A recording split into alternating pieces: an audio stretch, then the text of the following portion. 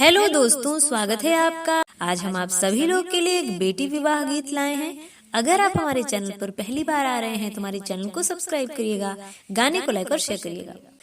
बेरिया की बेर तो हई बरजियो कोई लिया, बगिया में डेरा जीनी डालियो जी। एक दिन आई है रे जुलमी सी करिया, ले जाई है पिजरा में डाली जी।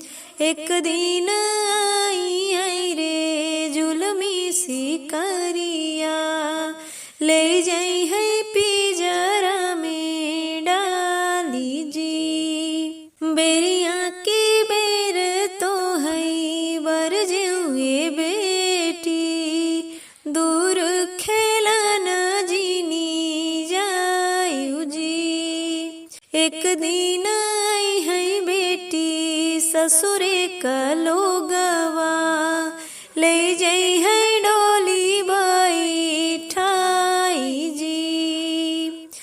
दुआरे पे बाबा रोई अंगना में माया, डोलिया पकड़ी तोहरा भाई जी।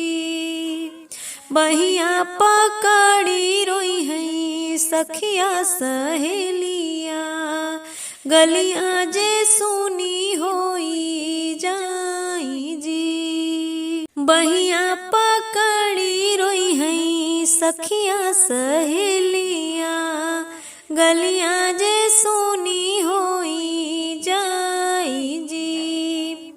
जाई के डोलिया ससुर घर पहुँचाई, गलिया हो जई है गुलजार जी।